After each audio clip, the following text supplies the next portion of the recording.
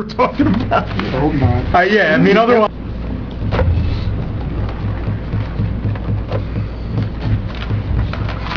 All right. We can come to order for the work session. It's Monday, June 24th, approximately 7 p.m. Adequate notice of this meeting has been provided by sending notices on December 21st, 2012 to the Record, the Ridgewood News, positioning, notice on the bulletin board in the lobby of the Borough Hall, filing a notice of the meeting with the municipal clerk. I'd like to remind the public, we have 3 exits in council chambers, 2 to the front and 1 to the rear. Everything is on the record and being recorded, both audio and video. If you wish to be heard during the public portion of the meeting, you need to give us your name and address, and you can ask a question and make any comment. If you'd like to be heard and seen, you need to approach the microphone in front of you so that you are in the camera view. Can I have a... let's see. Right. Can I have a moment of silent prayer or reflection?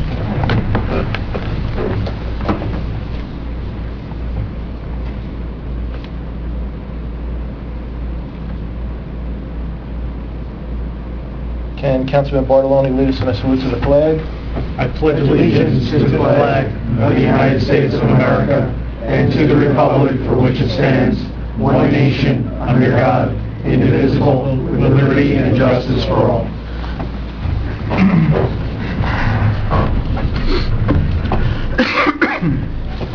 Madam Clerk, can I have a roll call? Councilwoman Murphy. Here. Councilman Equifreda. Present. Councilman Nicola. Here. Councilman Long. Here. Councilman Bartoloni. Here. Councilman Papaleo. Here. And Mayor Mascarozola. Present. All right. Thank you, everybody. We have on our agenda tonight, we have the mid-year budget review. We have some department heads here that I see. That should be pretty quick. Then we have the presentation from our Recreation Commission, jointly with Beautification and Shade Tree, and our consultant regarding the 2013 Open Space Application Grant for Cherry Blossom Park. Then we can have some other unfinished business, new business that we can discuss. Budget review, Alan. Thank you, Mayor. I don't know what account you want to start with. Do you want to start numerically, or anybody particular in the audience? Start with who's ever here. I see... We have Tax, Finance, Court. It's up to you, Alan. You're the CFO. Noreen, you want to come forward? We have the Municipal Court. That's account number, I'm going to start with page 33. Page 33. Account 434902 are the other expenses for the court.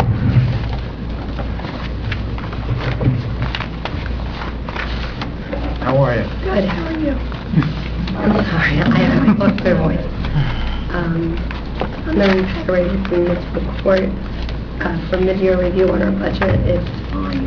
I don't see any coming problems in the future.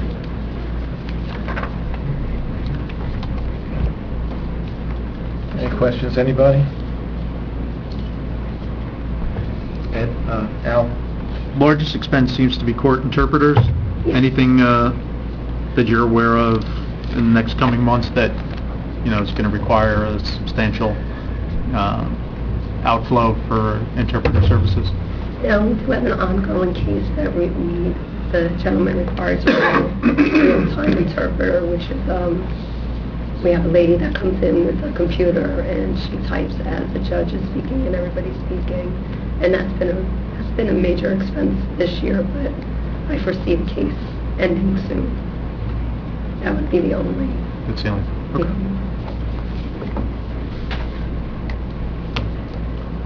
All right.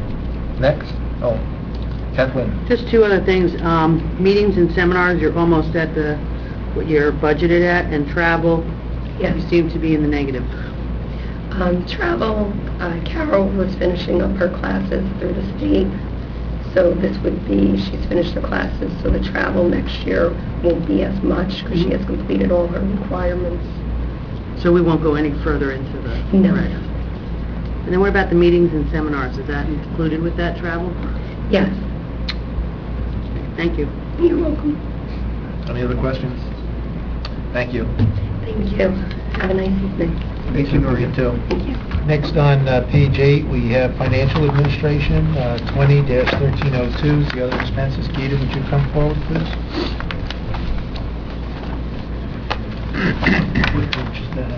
Page 8. Thanks.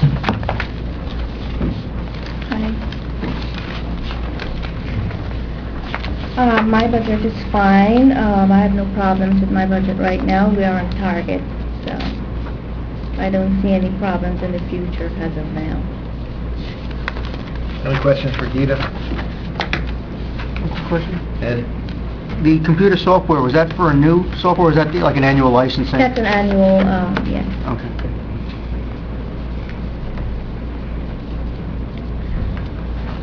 How about didn't some of our staff downstairs need new chairs? Yes, we already put in for our chairs. We should get it next week. You didn't get the chairs yet? No, not as yet. They are in order. Okay. Looking forward to those chairs. Can't wait. What, these are dated? Gita, are there any needs not being met right now with your staff? No, right now, we just replaced our accounts receivable person and accounts payable person, so everyone's new. So, not really, no. Anybody else? Thank you, Gita. Thanks.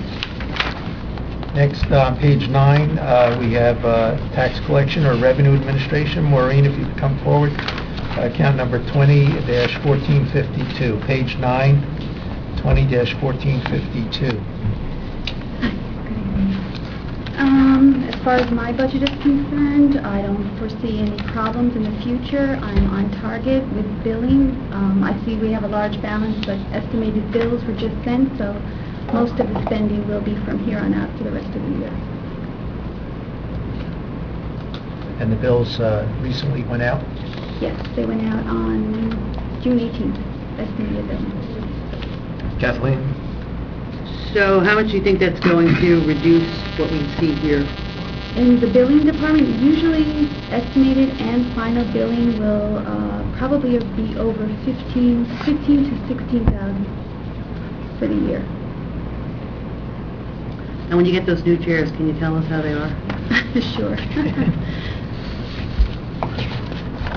What else? Anything? Anything from Maureen? Thank you. Thank you. Have a Thank good you. evening. What's next? Dara, we have the library on page 28. There's not a lot of detail here. You'll see 29-3902. We have the line item of $90,313, which we pay over quarterly, so Dara will have to give you some detail on that if that's what you're interested in. Page 28. And I have with me Cindy Catry, who's the Mayor Muscartola's representative on the library board. We're on target with our budget for the year. I'm a little over in supplies because we ordered 3,000 library cards, and that's something we would do only every 3 or 4 years. So other than that, I have no other concerns. I actually have 2 concerns that relate to the budget. Number one is a problem with our ducts in the building, air conditioning and heating ducts. A bit of a story to this. I'll give you the short version. We had complaints from the staff and the public about foul odor. We checked it out. We had Garden State Environmental look into it and not do a study but do an evaluation, I think is what they call it. Their recommendation is that, well, first of all, they found mold in the children's ducts and excessive dust in all the rest of the ductwork. And so they're recommending that we clean our ducts professionally. And that's not something we haven't budgeted for. I did speak to John Lynch from the DPW. He's got 3 quotes for that project. The one that he likes the best is I think is over $6,000, and I don't believe he has money in his budget for that project either. He's used all of his budget for maintenance of the library at this point, or almost all of it. So that's a concern, because it affects the health and well-being of anyone who enters the building or works there or visits. Any questions on that? Yeah. What was his budget to maintain the library? It's just over 6,000, I believe. And as far as you can recall, when's the last time those ducts were cleaned? I don't ever remember them being cleaned. And you've been there how long? 9 years. We don't have and this is something I would recommend as well, I think we should definitely consider a preventative maintenance plan whereby we, take care of these things on an annual basis so that we don't get a situation where there's mold in the ducts or excessive dust. Tom? I don't know if this is for Dara or for Alan or maybe for Bob. The work that we're going to be doing on the library roof, will ducts be a part of that? Are they going to be damaged? Are they going to be replaced? So there's nothing that's going to... so if we did clean the ducts, it wouldn't be money lost later on when the construction occurs. It might be good to wait till after, because Yeah, that's what I'm wondering. it's going to get very dusty. That's what I'm thinking.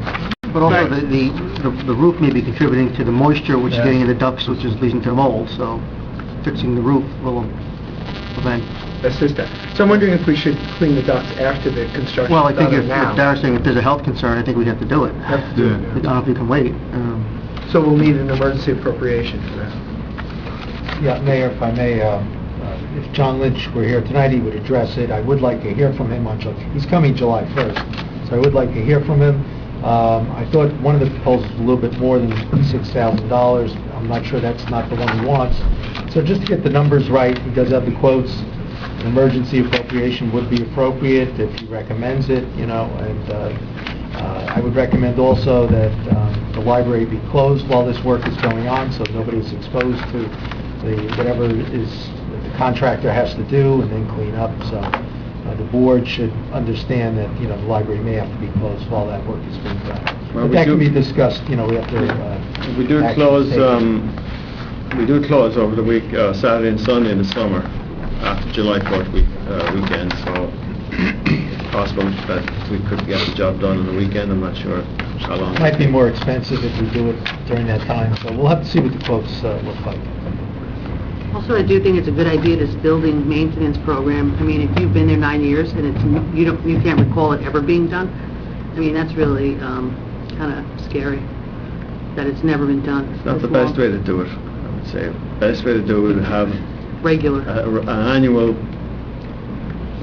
maintenance. Because you were saying you didn't know when the air conditioning filters were changed. Sporadically. Changing air conditioning filter, bells, pulleys, making sure that everything is oiled, that is part of a maintenance program that ought to be in effect. But mold in ductworks, that it means there is moisture around. So we need to find out where the moisture is coming from. Is it coming from the roof? Is it being originated by the unit itself? Maybe the coils are freezing and there is no proper ventilation. Maybe that AC system is near the end of its life, as we're finding out. Your architect indicated that, the architect in charge of the roof project. I live in a world of papers, no matter how you want to be. I need to see these proposals. I need to see what is it they found, what is it they're trying to sell us. And yeah, I mean, if it's the health, safety, and welfare of the public, that takes precedence. But I want to know, where is the water coming from? Is it a leak in the roof, and maybe the duct sections are no longer sealed together and water is penetrating their way? I mean, is duct insulation failed, so now we have a condensation problem within the ductwork? So, yeah, we'll get the cleaning done, but I think that's only the tip of the iceberg. Band-Aid. So that's all I have to say. So let's not get too hung up on filters and pulleys. Which I think That they would be do. part I mean, of they it. change Yeah, the filters that- and that stuff. would I mean, be that part- gets done every year. I'm saying that should be automatic. Yeah, that- Twice a that's- year and, But those points will take it, because then we'll come back 6 months again and have to redo it. Yeah, no, So, absolutely. yeah, you want to identify the We'll source. do it, right? Jerry said there was something else you were gonna... Yeah, actually, I have another issue. It's slightly more complicated than this one, and it's really it's a staffing issue in the evenings. We're open 3 evenings a week. This is mandated by the State Library. It's a good thing to be open in the evening because you serve a section of the residents that don't get to come in. You know, people who work 9 to 5 typically would not be able to get into the library between 10 and 5 or 6 p.m. So we're open 3 evenings a week. Going back to 2010, when we reduced our staffing level from 8 full-time people to 4, we had a conversation with the library board. I expressed doubts to the library board that we could manage the library with just 2 people in the evening. We used to have 3, and we went back to 2 people in the evening. We decided to go ahead and try it, see how it worked. 3 years later, we're still 2 people in the evening. We had an incident recently that raises some issues about that and brings it all to a head, and I'm sharing all this with you. I don't know what the solution is. I know what I would do, but I'm not sure where you stand on staffing levels at the library. We had an incident with a patron who is autistic, who this young person is 13 years old, very big physically. He was with his mother, and he completely flipped out, shall we say, and got very violent and destructive, threatened the staff. The police were called. It was a very ugly, very frightening incident for my staff. And it is felt by myself and my members of my staff that we would be in a much better position if we had 3 people in such a situation. I don't know if you can picture this, but while all this was going on, while computers were being thrown around the place and while library property was being destroyed, you still had members of the public who wanted their books. Okay? So I got this question from the board, well, why do you think 3 people would make it safer than 2? Well, people still want their books, believe it or not, when all hell is breaking loose. So I'm concerned about the security, but I'm also concerned. We've closed twice now in the last 3 years at short notice because we didn't have enough staff. Somebody calls in sick at a few hours' notice, we're not able to find somebody to cover. That's not good. That means people are coming to the library, they're walking up to the front door, expecting the library to be open. That's what's on our webpage, that's on all our literature, when we're open, when we're closed. And the doors are closed for lack of staff. We also have, we're wrapping up a SurveyMonkey survey that we're doing, where we're gathering data from residents, asking them what they think we should be doing more of and less of and better and worse. And we're very much hearing from people, as I mentioned before, that the library needs to be open more hours. We're also hearing a distant second, probably the second most thing we're hearing is we need more programs for adults who are not senior citizens. In other words, we need more programs in the evenings and the weekends.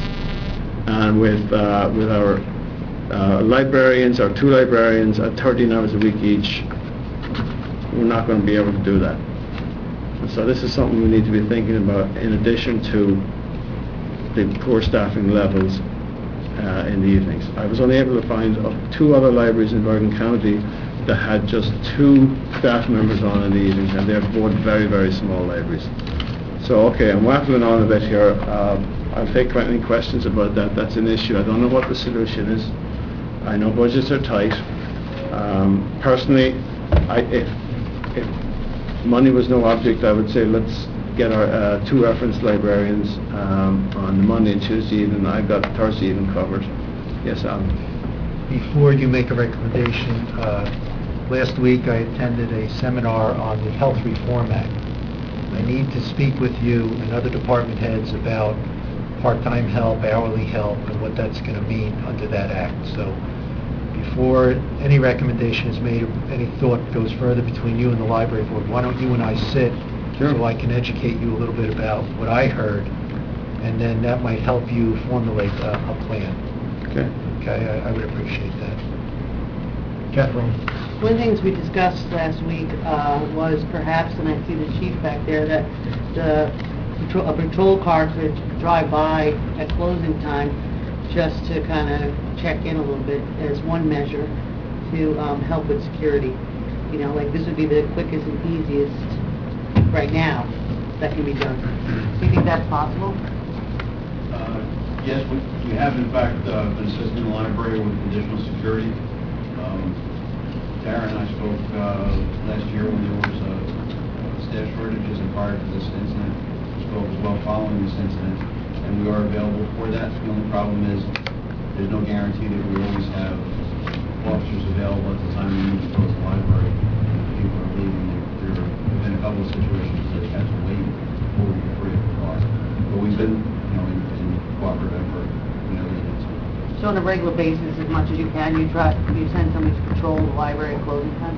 It's part of their regular patrol responsibility, and then in addition, we receive a call from the library about staff leaving late at night.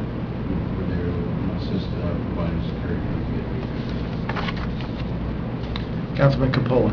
Has there been any other incidents like that or similar to that in the past that you've been in, 9 years here? Nothing like that.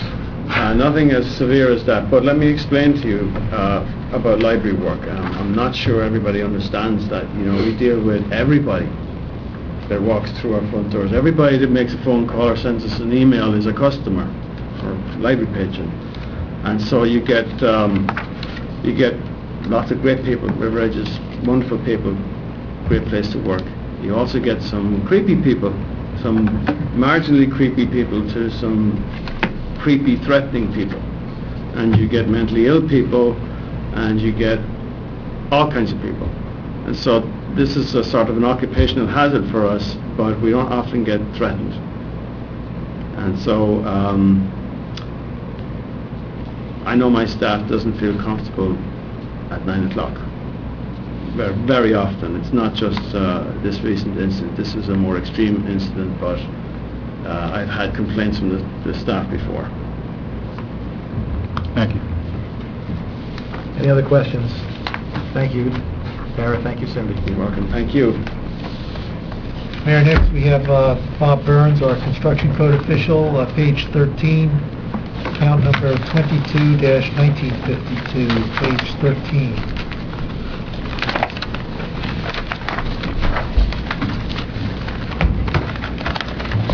Good evening. Good evening. I see no problem with our budget for the rest of the year. We seem to be on track.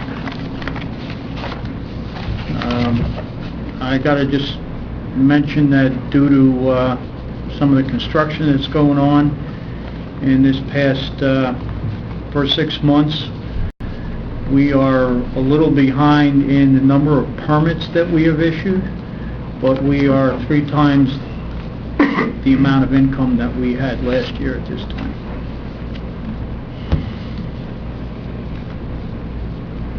That's good news. Yeah, it is, but it's not going to be the same next year. Did you order your new software yet? No, we have not. I have to speak with Alan. Yeah, the bond ordinance account numbers will be coming out shortly. Please remember, we have to wait 20 days after final advertisement, so but we'll be getting those account numbers out soon to you. All right. Have you met the code enforcement Yes, I have. guy, Mr. DeRosa? Okay. Any questions for Mr. Burns? Tom? This is slightly off topic, I don't know if it's permitted, but I'm wondering how many permits are coming up on 5 years? Because I understand now, a building permit can stay out for 5 years. And I asked you this in relationship to the house on Continental that seems to have a chimney undone, Dante's, the facade on Kincaid on the strip stores. Are we keeping track of the permits that are coming up on 5 years and therefore are beginning to be in violation? No, we're not, and until the governor comes up with his next decision as to whether or not he's going to extend the Permit Act again, we actually don't know when the expiration date is going to be on the permit. Wouldn't his previous decision say 5 years or not? Or No, right now it's up to, as I remember, it's December 2014. So it's... And he has been extending it the last 3 years. He's put his initial order in, and I think he's extended it 3 times so far. So what you're saying is that there's no one in violation of their permit? Currently, yes. That's what I'm saying. And if I may just take one more privilege, the building next to Donalo's seems to be missing a roof. And I noticed that as part of the roof seems to be gone as I was coming off the highway, coming home from work today. Would that fall under you, or would that fall under a different code enforcement? Is this new construction? No, it's a there's... brown house. It's a brown house in his parking lot, he owns it. When you're and- coming on Route 4 to New York, it's on the left there. It's filled with like building supplies and wood, and it's in the shared parking lot of Denali. And it does look like part of the roof is now gone. That would fall into, maybe this is the first I've heard of it. Might you check that out if when you have time? What street is that on? It's Denali, so you go Johnson. Johnson, okay. It's on the other side of the highway. Okay. And Denali's, you go over, we're back into River Edge, you go over the creek, we're back into River Edge. Denali's is right there, his parking lot, and then there's his house, which he bought for, so he'd have that extra parking. But I noticed that the roof seems to be missing from a portion of it. Okay. Yeah, that would be... All right. Anything you need to bring to our attention? I don't think so. Very good. Any other questions? Thank you, Mr. Burns. Thank you. Michelle, I can't see you, but I believe you're here. If you want to come forward and say a few words about beautification. Michelle Caridi? No? She's not here? Yes, she's here. Oh, okay. What page is that, She's Alan? bored, I can't see. She's not showing. If you have something to offer the council, if not, that's fine. You know, you don't have any Beautification operating doesn't have a budget, right? I saw it on here. What's the page, Alan? I don't believe there's anything budgeted for Yes, it. it was. I saw something. Just open space. All right, then let me have the chief come forward and take care of the police department, page 16, 25-2402. Page 16, 25-2402.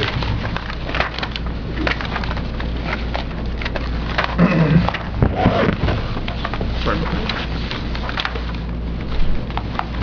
I'm sorry, I hit the thing. I apologize. Once in 2.5 years I hit the thing. Okay.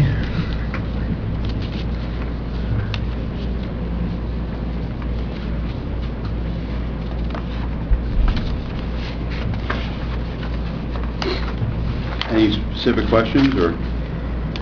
How you doing? I'm okay, how you doing? Joey. We had a beginning operating budget of $111,825. To date, we're at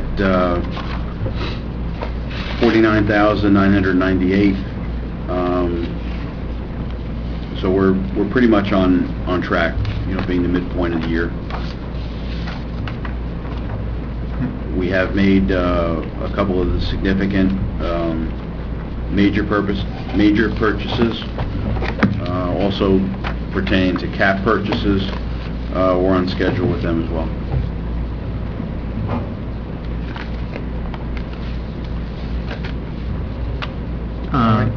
New cars? Were they? That's one of the purchases. One, orders have been placed. One is under capital, one under regular operating. There is a delay, as there normally is. I mentioned at the time we were first contemplating cars. At the order date, there's usually about a 3-month lag time. We're told that we're probably looking at September where the cars are going to come in, which is going to be, as long as we can keep the cars running that we presently have, it'll benefit the department in terms of the lease payments. will only be obligated for 4, potentially 5 until the end of the year. Any other questions for the chief? OT. That's a different story. As of right now, we're still holding. I was trying to get an updated, I have figures up to June 1st. I asked for an updated, the number up to June 1st for expended officer overtime was $62,327.99. I was looking for an updated figure to today's date, and unfortunately I didn't check the Excel spreadsheet that I was given prior to coming to the meeting, because that shows $819,000 expended. So I'm hoping there's a glitch in the computer system that we didn't just spend $800 or $780,000 in the last month, so I don't think that's the case. But we're at about on par also with the mid-year projection. However, I'm anticipating some more significant overtime expenses due to personnel retirements as the second half of the year comes up. All right. Ed? And how is outside duty shaping up compared to last year? The outside duty number, again, as of June 1, was 79, I'm sorry, it would have been approximately 19,000 that we've taken in over and above that expended for officer overtime. So we're ahead of where we were last year. Last year was significant. Last year was a low year, Yeah. historically, based on some of the other years immediately preceding that. It was 19,300, in fact, as of June 1. Kathleen? I just had a question about the dispatch. I had reason to call during the daytime, and both times when I called, the desk police officer answered. Are we having? This was a couple days ago. Are we having the officers covering the desk for the dispatch? When we don't have a dispatcher available. That's still a rarity, but our dispatchers have been getting stretched thin. We had one out due to long-term illness, and then we lost our substitute dispatcher to another police department earlier in the year. Being down those 2 dispatch positions, one as a part-time dispatcher and one the substitute dispatcher, which is even more modified than just part-time. We've encountered approximately $13,000 in dispatch-related overtime since we encountered that shortage. That includes part of, that goes back to October of 2012. Are we actively looking to recruit new dispatchers? That's a subject that's come up a couple of times. We had a candidate on the hire list at the beginning of the year. Then that candidate wound up having another job opportunity and dropped out of consideration. We went as far as to advertise for the position, and then we went through a selection process, and that's where the position is stalled. We had some other issues that took precedent with police shortages, which we're on track now to correct, so the dispatch component is something I'm actively pursuing now.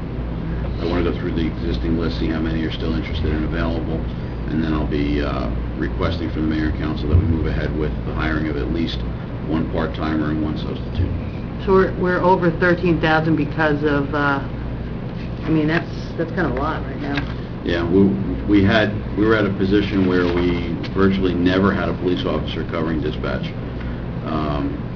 And we had dispatch staffed by one full-time dispatcher, 2 part-time dispatchers, and 1 substitute dispatcher. We lost realistically half that personnel number. I think that's, in a short period of time. if that can be done really quickly. Following up on that, Chief? Will you have money left in your salary line for dispatchers then? Because right now, it looks like, you have 196,000 budgeted regular time, and you're about at 71 now. So at the end of the year, may that be a wash? Or we'll pick up some money from that line to offset the overtime line? That's the plan. We have as a status update in terms of dispatchers, one of the dispatchers who was on long-term sick leave has returned and is not at full capacity yet, but has picked up most of the preceding hours. So we're at least on track to correct some of that. It's slowing down right now, but I do need to put 2 more appointments in there in short order. Is our dispatching budget broken out on a separate line anywhere?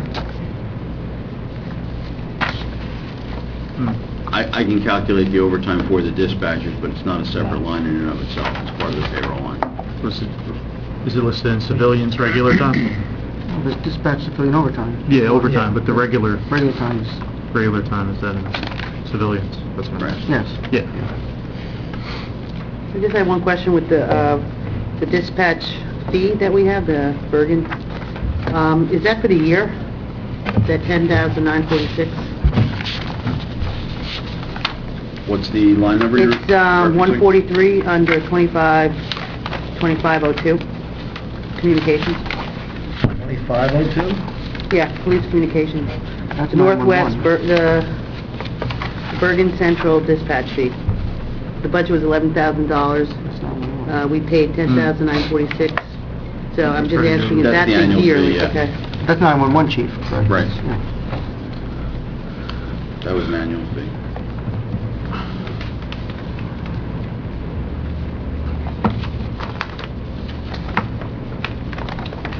What are the new cop cars going to look like? That's funny.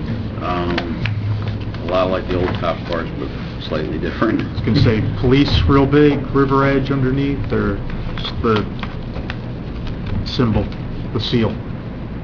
It's got they're pretty much going to be outfitted the same way our present ones are, the same color scheme. The new thing is to have cars that come in with actually, instead of a two-tone paint job, they have a shrink-wrapped plastic paint job on it. It's new. I don't know how well it holds up. I'm opting to have them painted for a very slight couple $100 upcharge, and we'll let some other departments weigh in on how long it lasts before we do that.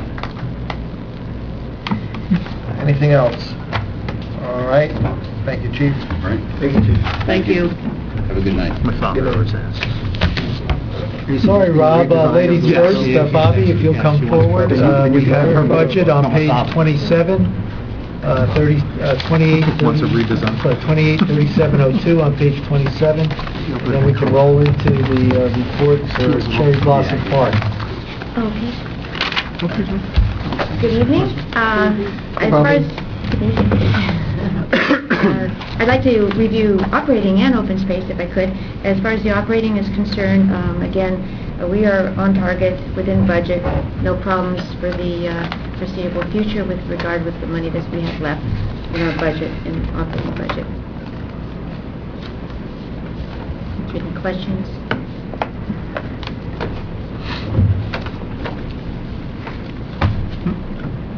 Questions? Just had one question. $4,800. This has nothing to do with this. It's about the, like the Pee Wee camps that we have, the all sports camps and all that. The U.S. sports camp? Yeah. Yes. Do we, is that just a wash, or do we make? Now, we make $10 per child. I just got a check for $1,400 just for the spring. Mhm. I'll probably get another $1,400 at least for the summer, and then we're doing a fall program as well. Last year, we received over $3,200 from that camp.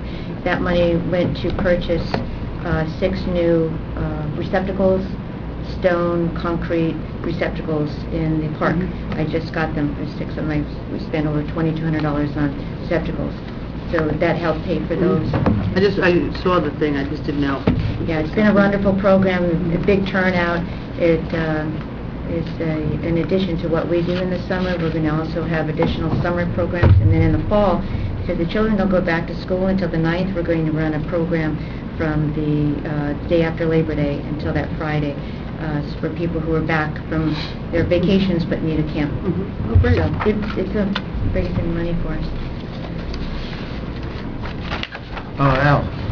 While we're off topic, I noticed, I got an email the other day that the soccer program in the fall is going to be merged with Oradell, and that that's going to take place in Oradell on their fields? Do you know why? Well, the soccer program is a Riverdale Soccer Association, so it's been merged for many, many years, but as far as location, they have always used KBG, and maybe they have decided not to this fall. A lot of times there's a water issue, or it's too wet, or they use it every night and on Saturdays all day in the past, so I have not been made aware of that, if that's the case. Okay, yeah, because it's getting sent to Oradell, so I was just wondering. I'm not aware of that. Okay. Kathleen? Just one other one. Under the printing budget, it's under 283702-023. Seems like a low budget of $150 for that. Is that for a specialized thing? Well, yeah, those are actually for programs that are not part of our rec dedicated account. If we have camp, I charge it to camp. If I have a flyer for men's softball, I charge it to men's softball. So the fees pay for the actual printing. So I really don't need a lot of printing funding for the budget because of that. Basically, that printing is for possibly CAC, for our meetings, something like that. Yeah, so that's why it's so low. Tom? Bobby, I was visiting with you recently, dropping some stuff off, and you were telling me that the River Edge Run Walk is going to lead to some new equipment for our parks. Right, got it right here. Yeah. We actually let's sit down. That's one of the things I was going to say. The proceeds from the River Edge Run this year, we are going to purchase this piece of equipment for the main playground area, which is the 5 to 12-year-old. It is been approved by the commission as of last Wednesday, and we'll hopefully have it installed maybe by the end of the fall. But this, because this is totally proceeds from the River Edge Run. That's good. So anyway, yeah, good news. Yeah, we did well. So. Anyway, I'd like to talk about a little bit about open space, because I think the question came up at the last meeting about the lightning detection system. It's being delivered on Wednesday as far as the equipment is concerned, and then the installer will come and look at the facility at the fire department and our other locations to see what that time frame might be. We'll look at, and we'll get it installed probably within another week or two after we get the equipment in. So that's good news. The timing is great. Alan, where are we with an interlocal agreement? I still need input, review from Bobby, and I need a review from Tom. Once we did get some input from the risk consultant, which we're integrating into the model agreement, and then that would go out to the other parties to see whether they're willing to sign on to that agreement, whether they want changes. We'll have to work it from that point. Can you go over everyone involved again? Can you list everyone? It's the Borough of River Edge. It is the River Edge Board of Education. It is the Riverdale Board of Education. It is the Borough of New Milford. And it is the New Milford Board of Education. Can we at least install our portion here while we're waiting for... That's what we're doing. That's what we're next doing. week. Our data receiver will be installed, and our two locations, the site locations at Memorial Park, Little League, and down at KBG will be installed and functioning. Once the other towns and when the agreement is signed, then the other towns can connect into our existing unit. So we're going ahead. We don't want to wait. They can attach to our base unit if they agree to refund us a pro rata share of what we paid for it. Basically, that's the idea. Awesome. That's good. The next item is the park signs. I know they've been gone for a while. They are coming back this week as well, and they'll be installed hopefully by the DPW when they do return. Alan, while we're on the park signs, how do we...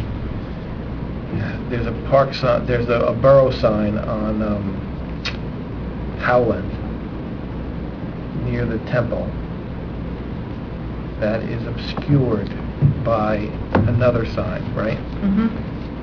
how do we get the location changed, moved? Well, the original entrance signs were put as close to our property line as possible. I'd have to see what the other sign is. Maybe there's a possibility of moving the other sign. I don't know what sign that is. It's easier to move the other sign because it's just your typical, Is it one of ours? Is it metal, you know. Parameters, or is it ours? If it's traffic, I'll talk to the chief. I think it's ours. I think it's ours. I'll check it out. It's a metal sign that says, I think it's a crosswalk or something, I'm not exactly sure. I don't know what it is. All right, we'll check it out.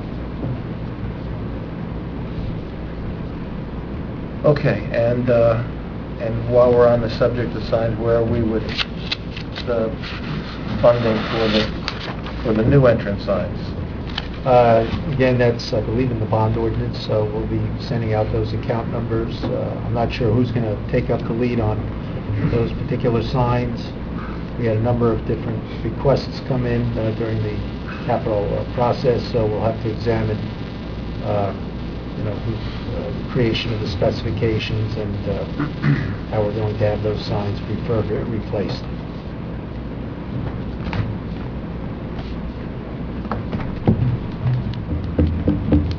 I mean, logically, it would be the Department of Public Works, as they're responsible for buildings and grounds by our ordinance. So that would be a discussion I would start with John Lynch. Yeah, but I mean, the design work is that we just want to duplicate the signs that we already have. To dig out our old specifications and put a bid out. I have specifications on the existing signs. I already have a quote from the person who refurbished ours. So we have the specs for the new signs and refurbishing of the existing town signs that you can use to go out and get 2 more quotes if you'd like, because I have those quotes. And it's the specs are based on her projection.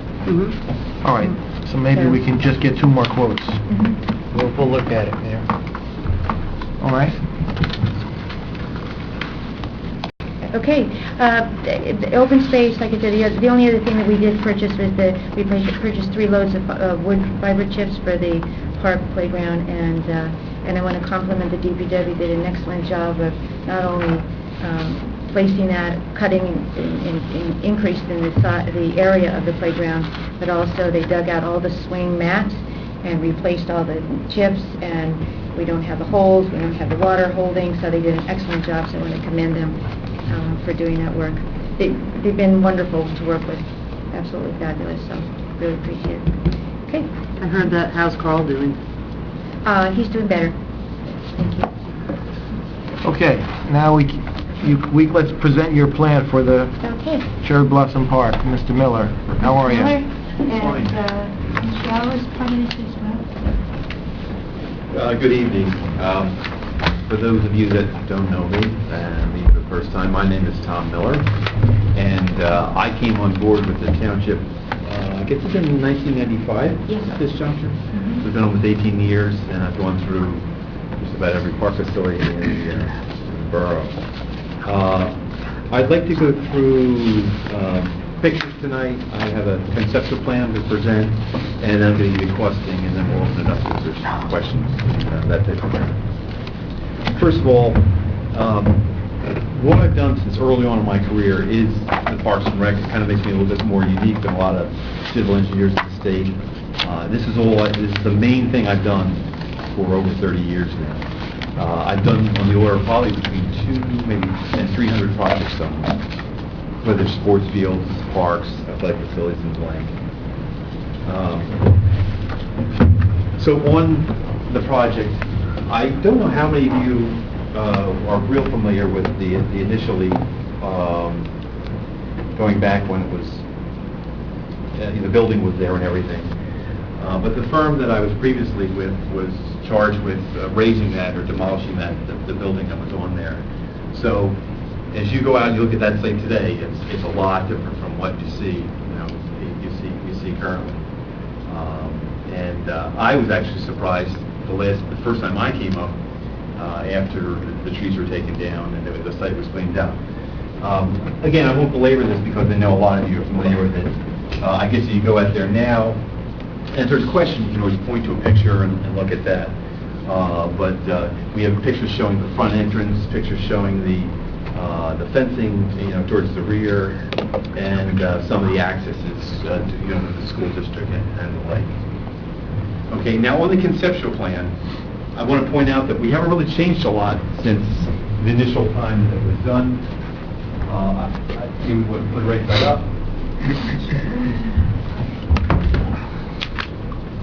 I have 95-year-old in-laws, and I went over, I looked at my card, and they had it all totally upside down, and I was wondering, why am I now PDD instead of PP? So, thank you.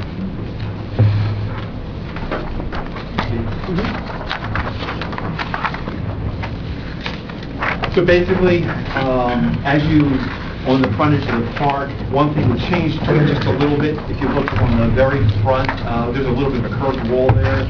We dressed that up before, it was kind of a straight wall. Again, you have to remember, this is conceptual.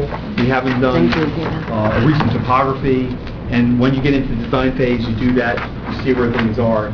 Things may change a little bit. There was also an existing asphalt walkway on the north side of this, where the entrance is. There's a trellis or an arbor over there also. We may retain that when we get into the design phase. When you have stone dust or whatever that the surface might not be, you don't want to track it into the road. So we always like to have some kind of surface there to clean it up. But as you look down there, you see that gazebo. We're not sure how big that is, or there's a lot of details to be hashed out on it. But conceptually, that would be like a focal point as you're walking down that path with an array of trees to your right. And then you have the other elements in there, which are some gardens and things. Off to the right as you go around, there's a storage shed, some benches, and some lighting for the paths. We did add a light, a security light, back towards the very back of the property where the tree farm area is. And the only real other modification is off the school property, we added a little bit more of the stone dust to be able to have a vehicle come in and access the back of the property. Other than that, it's pretty much the same. We had a little outdoor classroom in there also. Again, which I had said, some benches. And we did also add a little access from the school area through that, if you look at the center path area, to bring them into the site. The fence is pretty much going to stay pretty much what's there now. There's like a 3-foot high fence. That's how we foresee it in the future also. And that's the plan in a nutshell. If I was bringing around the cost estimate, this is the Phase 1 construction cost estimate. Thank you. We did this in the same way it was done originally, and we just tweaked it, modified it a little bit, and the cost has come down from that original time through. When we go in for a grant, they look at the subtotal and the contingencies, and you add those up, and then you do a 50-50 match on that. Again, this is basically the infrastructure of the site.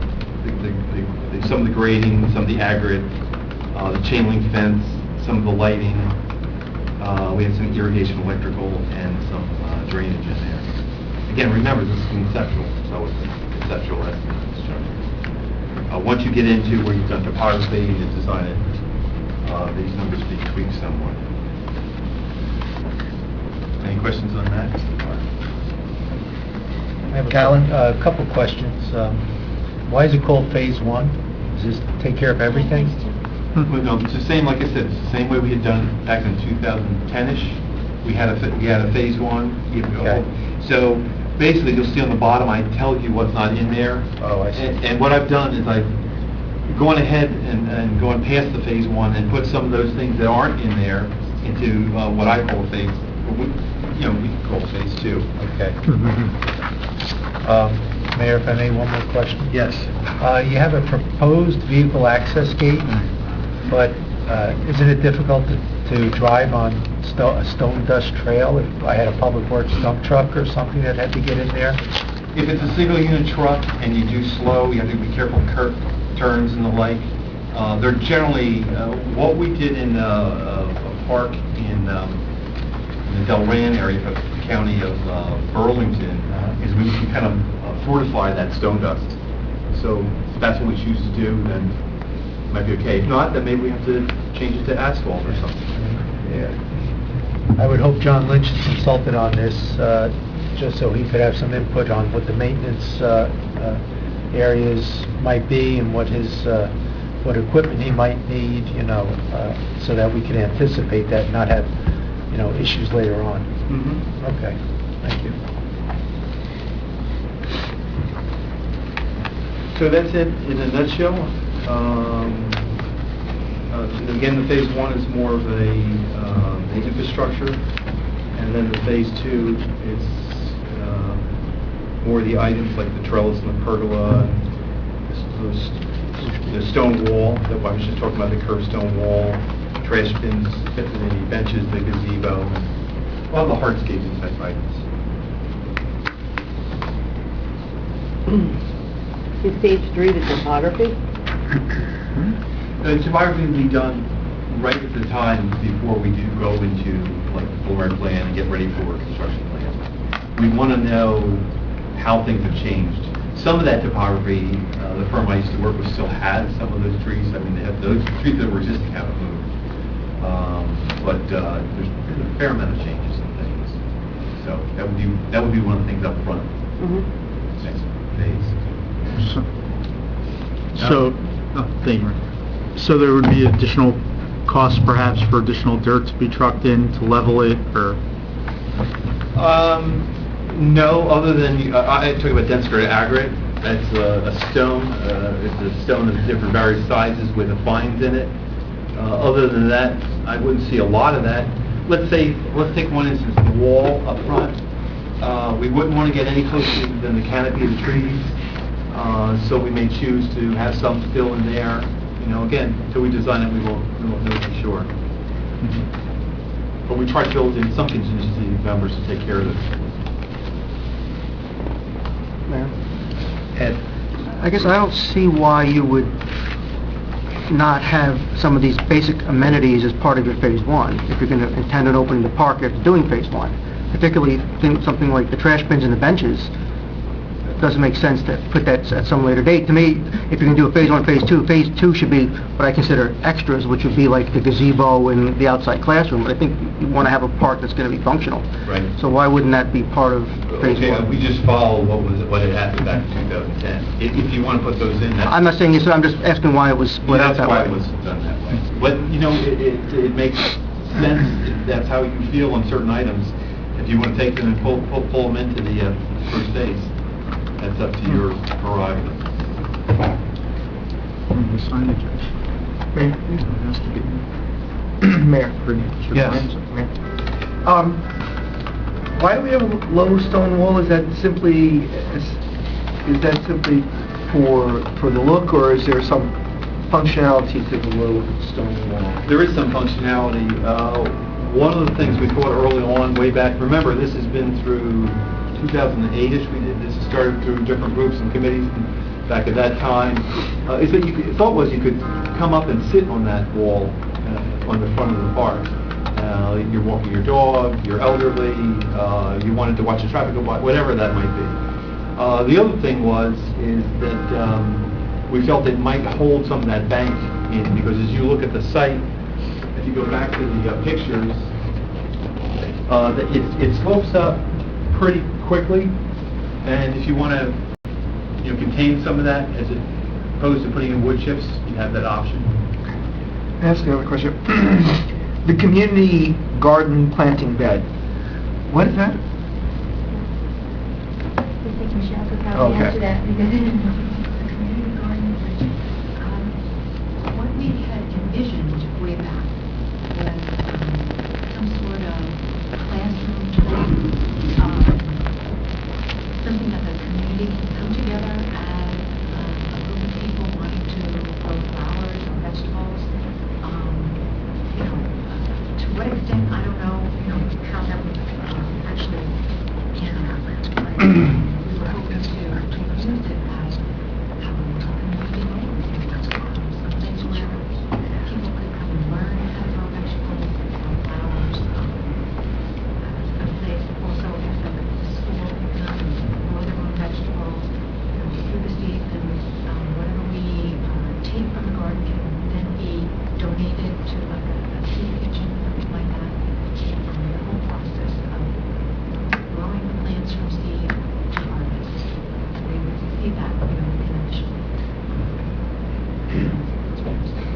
Michelle, would that be something that beautification is committing itself to leading those classes?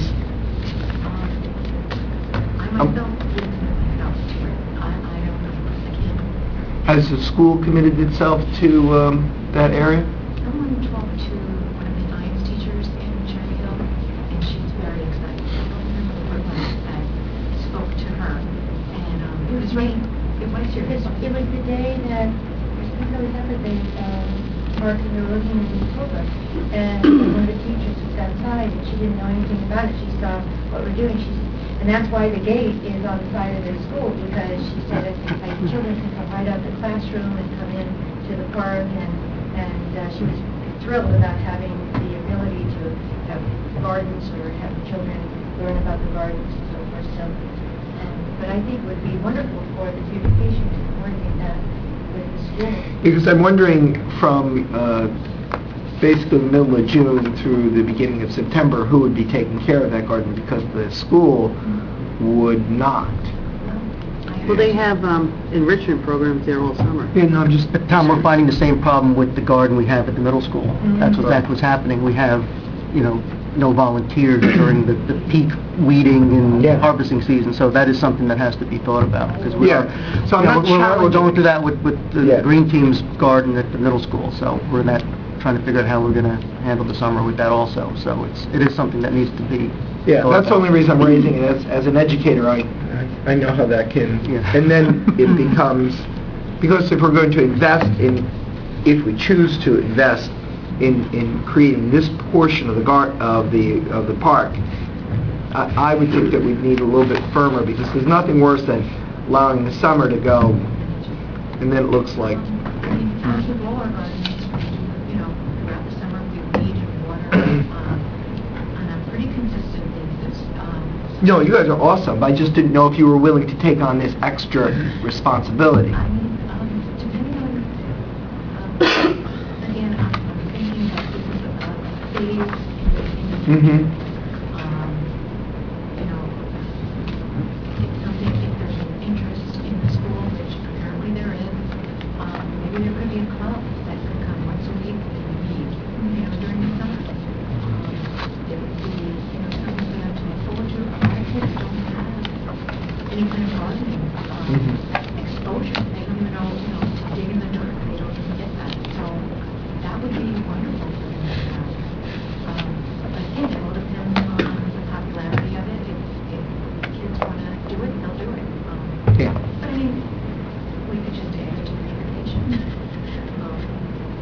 It would just be wonderful. Yeah, it's not so much a challenge as a concern. Right. Because we're going to be there taking care of the gardens anyway.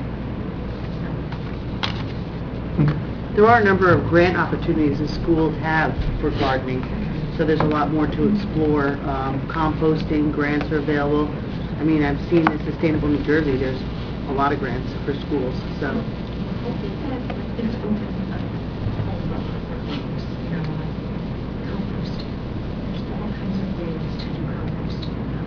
The planting, the growing of the seeds, if we can just grab a group of kids and enlighten them to something like this, it would be a wonderful thing. So that's what we're hoping.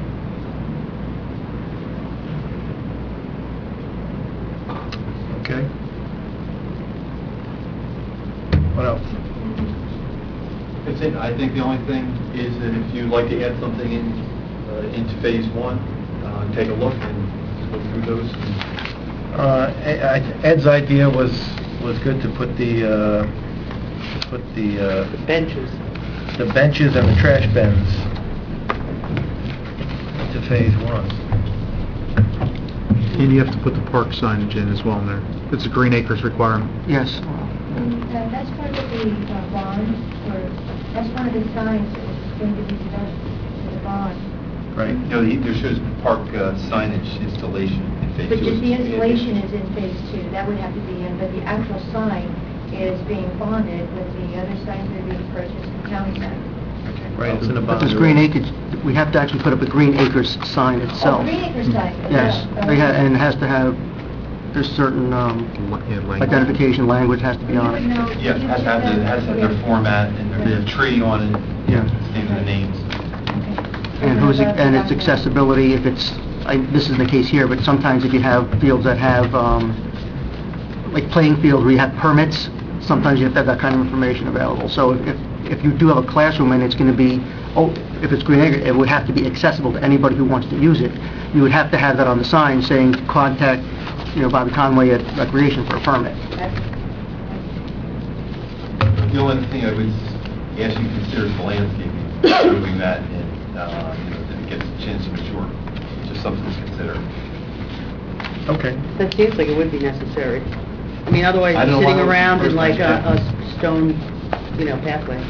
And there, one question Yes, for Bob. So Bobby, I guess the intent is to submit this under the, as the application for the open space, the municipal open space project through the county. Yes. Correct? This is the most important, the most number one priority project that the Recreation Committee would like to submit that one application for. Because right now, I think this last year, our sector, they split $300,000 between 10 or 12 towns. Yes. So the allocations are going down, down, down. So this is the number one project. You're absolutely right, and we haven't asked for Bergen County Open Space resolution money for the last 3 years. The last time was for the tennis program, or tennis courts. And if we look at this, it's not that about, you're adding additional, so I don't know whether it's going to be $30,000, $40,000 that we'd be asking for, we would have to match. Now, the engineering, correct me if I'm wrong, Alan, is not part of the grant for Bergen County Open Space. Correct. Engineering is our responsibility. So, but if you look at it, $40,000, it's not a, it's a 10% portion of the 300,000, and we haven't asked for open space from Bergen County for the last 3 years, so I think we're... But what I've been seeing, because I'm part of the Southeast region through work, and when the allocations seem to be getting slower, they just seem to be divvying up the pie in equal increments.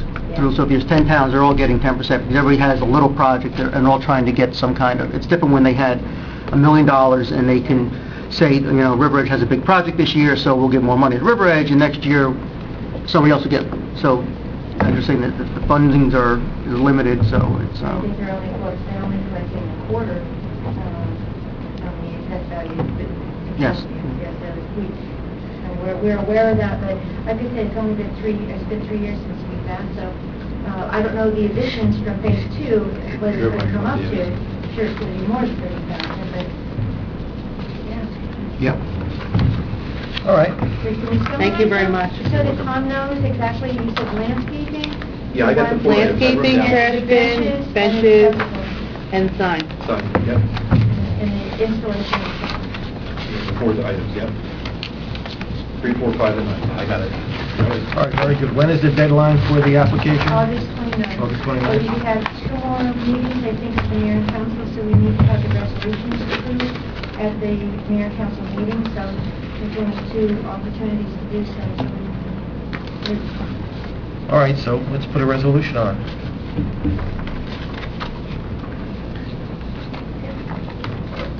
All right, good. Thank you. Do we need a motion for that? Well, put the resolution on, then we'll have a vote. Okay. Yeah. We'll Thank you. make up have the resolution and that's how we work on it too, so that's part of the application process.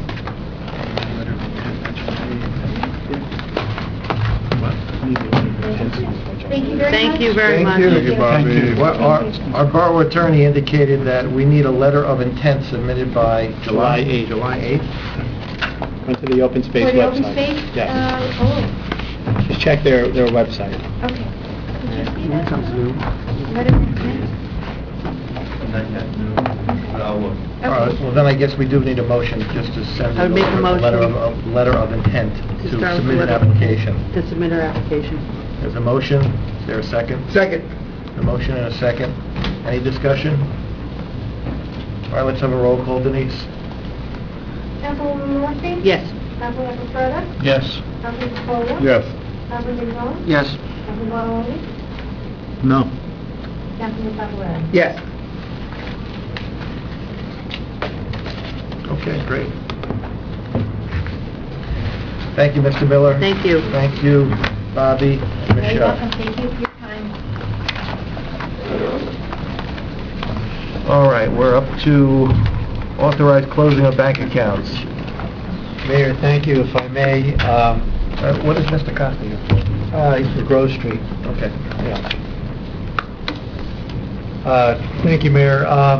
It is July 8th. Gita Birnbaum, our account supervisor, and I have reviewed the bank accounts that we have. We'd like to close 3.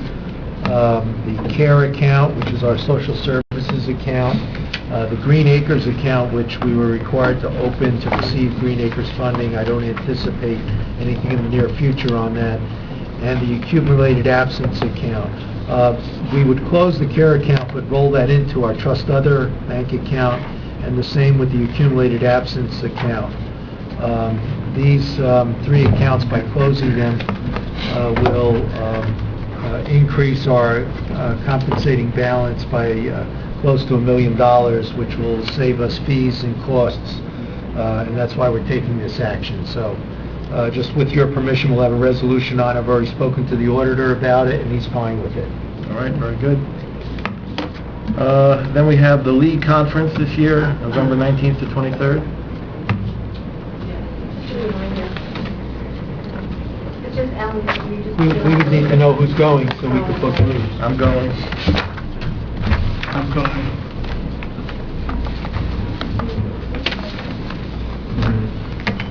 Anybody else? All right, board discussion. Award contract to Matina and Sons for Wells Avenue Outfall Project. That was the low bid, that's Mr. Costa's item. Yes, we have a low bid from Matina and Son, $42,500. Funds are available from ordinance 1568. All right. Alan, or maybe Rob, what was the estimate on that? $50,000 is what we budgeted many years ago. I think around 50,000. 50 and many years ago, yeah. Any questions, Tom? Yeah, I have a question. Can you make sense of this for me, because I don't get it. I don't get how the same job could run from $125,490 down to $42,000.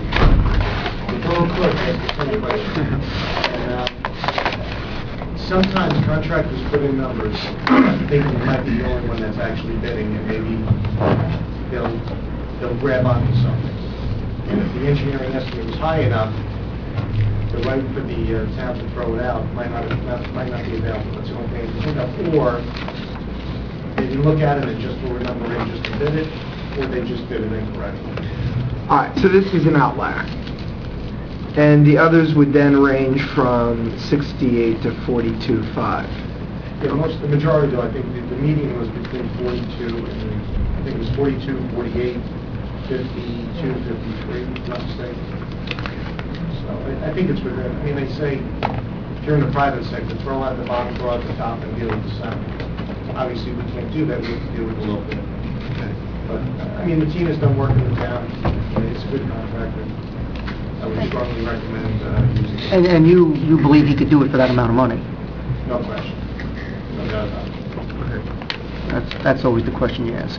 No, sometimes that's a reality check, and you say, there's no way a contractor can do it for that amount of money. And then you have to get into...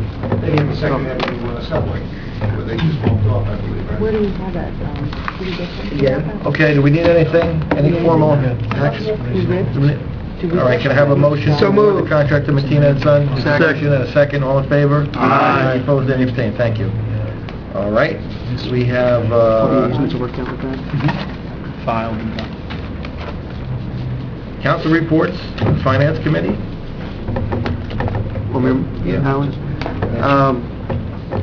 We had a finance committee meeting this evening. Alan had asked us to look at the feasibility or the propriety of the borough getting what they call a P card, which essentially is a debit card for towns.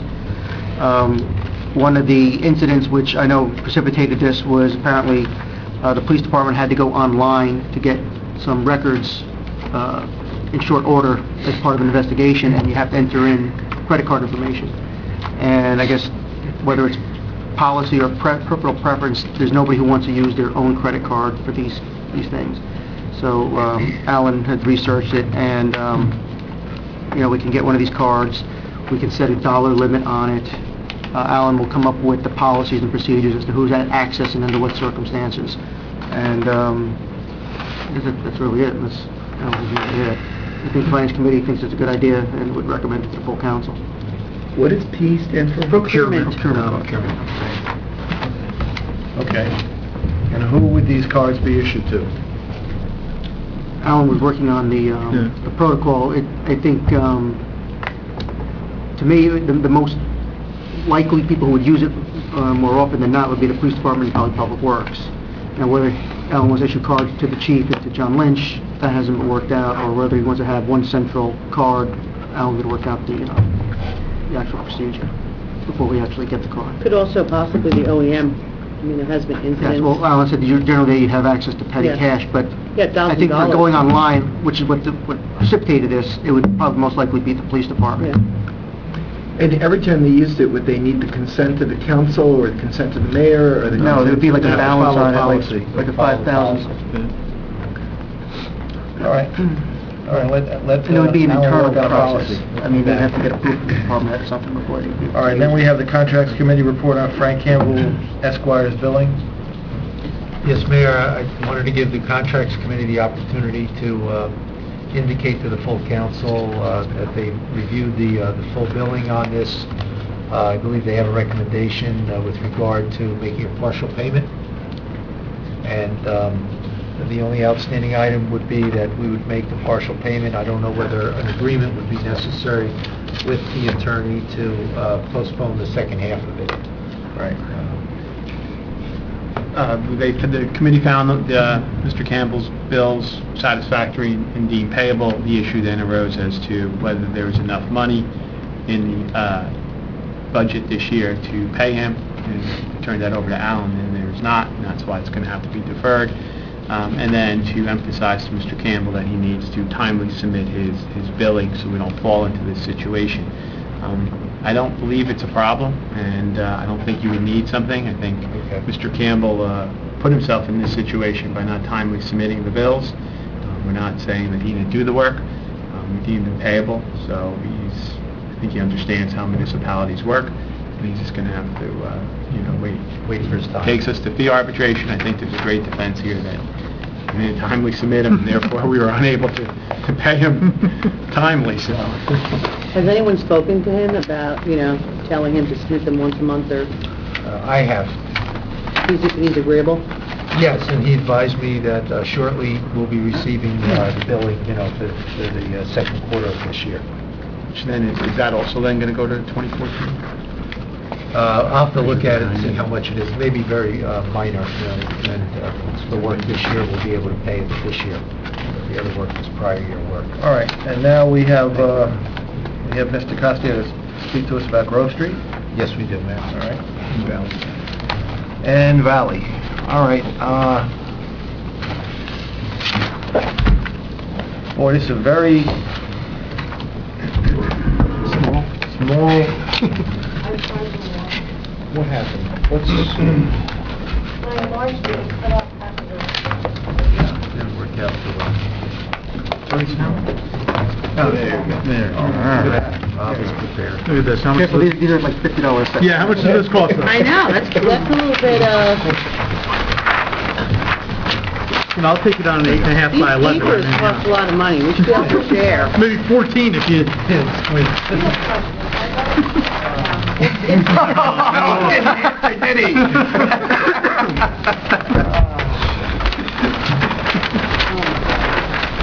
It's not an easy crowd. Did we get ice cream on the way back? Rob's buying ice cream. Okay. Very quickly, all we did, I believe, we had no topo from obviously the bottom of the embankment to where Grove Street actually stops. So I sent Kirk out there, I think it was last week. I believe you met Alan out there too. I was out there checking up on them, and I think the mayor was out there also. To just locate. I'm everywhere. We even have the location of the old garages, so we located them, we put it on the plan, and then basically showed 13 parking spaces that can be striped in right now. Just a little bit off the current edge of pavement, and then still have somewhat of access on Grove, even though it wouldn't be perfect for two-way circulation. If the council wants to do this, you'd have to, whoever utilizes these spaces would have to do some sort of a K-turn in order to go in, turn around, and come back, because you can't circumnavigate the full lot right now. Unless you took the boulders out and then went down the gravel drive. You don't recommend that? We can. I didn't know if that wasn't part of it. I don't believe that we wanted to remove that to get that access in there. This is the real short, down and dirty plan right here. This is as cheap as you can get. For the 13 spaces, right? This is it. And you can do this tomorrow. You could do it tonight if you give us the, we stop the comments and spray can it there. We can- What is this encroachment that's listed on the survey? The pavement appears, and again, this isn't a certified survey, but it appears that the pavement actually goes over the property line. But is that number 9, the north 6035, that's our property line? I guess there's a no man's land between that line and then where the Well, lights up behind it it's the property, it's actually the 846 Kinnecamack Road. It has that strip that comes down there. Wow, they have that strip? Yes. That particular gentleman was sitting behind me a minute ago. I don't know if he's still there. He's still there. Did you know that? I'd like to see the... Give us your name again, for the record. Give us your name. Lou Grasso. Yeah, Lou. On the property 846 Kinnecamack. Right, but again, this isn't a certified survey. Okay. It gives a rough sketch of what we feel is down there and what we can put down there. With this configuration, you'd have to drive up Grove Street, turn around, and come back and park? Correct. Well, you probably can get into some of those spaces. You probably could get into some of them, but not getting out would be the... I have to offer this, that this was not totally on Rob. I went out there and I kind of directed Rob, this is what we should do to try and get the spaces, angle spaces, and... You get it going quickly. The K-turn is mine, and I'll own it, but... What if Rather than parallel parking or something where we get less spaces, I thought this was one way to try and get as many angled spaces as possible. But if we Don't blame open... Rob for the K-turn. No. If we open this, easement, whatever you want to call it, to remove the boulders... Well, then you could have one-way circulation. Oh, I like that idea. But you have an unimproved street. Right. And that means what? Well, then it goes back to, does it open you up to any legal issues? And then do you restrict turns out onto Lincoln? Well, then you've opened up the whole area, and then does that become a problem with cut-throughs and so on and so forth? It could be, because you can actually come down there and make the left and then get onto Park Right. without having to go around that. Correct. Unless you had it one way out. Well, if we made it a one-way out, that wouldn't be the case. That would eliminate that. If we do this, do we have to send letters out to people? Well, technically, any capital improvement is supposed to go in front of the planning board for public review. And I've learned that lesson in Fort Lee many years ago when there was a lawsuit. If you were going to spend capital money, in this case, the question becomes if the DPW just does some work down there, probably doesn't fall into capital, so you probably don't have to put this into public. There's existing parking permitted there already. So Yeah, it's just basically it's reconfiguring sidewalk. it, so... Unofficial. But there's signage, but We it's... didn't have, we had signage, but no, I don't Signage, believe we so- had an ordinance on it. I would like to see us use this unimproved road as a one-way out, if that's possible. Well, again, if you use the roadway, then you can park in the roadway. You can do parallel parking in that roadway, Well, maybe on one side, that's pretty narrow. one side, and have a one-way circulation. That's 25-2. That's how wide it is. But there's a curb there, there's gravel there. I mean, you could utilize it. Is How there many cars do gravel? you think you get there? Like 10 cars, something like that? You figure roughly 24 feet, 25 feet per car because you need parallel in. You are maybe 200 feet. Probably 10 parking spaces, maybe. We went out last week, Alan, I, and Don Smart, and one of the things he said, he would recommend having the workers that utilize the street parking right now sign something saying they commit to parking in this area. Because he's seen it before where people say, I'm going to park there, and then they park on the street and take it away from the shoppers. So he thinks it's a good idea to do that. Not legally enforceable, that is. Yeah, I read in my mind there. I don't know if that's legally enforceable. Maybe not be enforceable, maybe it's just highly subjective. I thought there, though, you were gonna, the mayor's house was gonna do permit parking. Yeah, we are going to do permit parking here. For the employees. So if they have a permit, Business parking. Right. Yeah. You're gonna pay for it, so they'll use it. No, and if you couple that with enforcement on the upper spaces, so Oh, okay. then you would know that they're not using those spaces. I just don't see what type of the police department issues summons under. No, I'm saying if they said they enforce a 2-hour parking here, and they decide that they don't want to buy the permit, my employees are still going to park here. Right. If the police enforce this, Oh, then they're sure. going to have to Yeah. either move their cars every 2 hours, or they're going to have to buy the permit and come down the bottom. Any law. If we remove the boulders and put them in front of the fallen down wall, if we remove the boulders, ripped up the concrete, and made parking on one side of the easement, we could double the parking, right? Maybe not double, but I would say you could add at least 8 to 10 spaces there. So up to 23 about. 20, yeah. No, you'd lose some to get access. Yeah, but if you... But you might be able to spin around up that. the concrete, you could you put parking on both sides? I don't know if you want to, I don't know. Could you put angled parking on both sides? No. No way, it's too narrow. No, it's too narrow. Really, I think the council has to grasp, if you want to create a parking lot, you need to obviously put money into this, and then... Yeah, no, I know go that route. If you want to just get something started quickly... I think we should get it started to see if it works, or to see if people take advantage of it. Yeah. And then you can, at least, Then you if we do this and nobody's using it, then I would not invest another dime to do another thing down there. Right. So, I think that's a good point. so, crawl going before over you the- walk. it's a test case to see if... I mean, this can get put in place, again, this week. Run the I Home think we Depot should right do now. that. Palmer's closed. But now the question is pedestrian I access. just don't and like the how do people- K-turn idea. I really want us to open this... Well, As Alan stated on the record when he said, this is what I wanted, and what am I going to do? He's the administrator, he's the CFO, Rob. he said to me, this is what I want, I did. Rob. I'm getting soft in my own Wait. views. Rob, question for you. If, and I don't recall what's out there, this encroachment area we're talking about, is there a curb behind there, or is it? Just So, your pavement. suppose Mr. Grosso granted the borough easement, would be able to put the spaces 90 degree and have enough room to get in and out? Yes. Yes. There you go. And that stops the whole And then the K-turn's K-turn gone. issue. Yeah.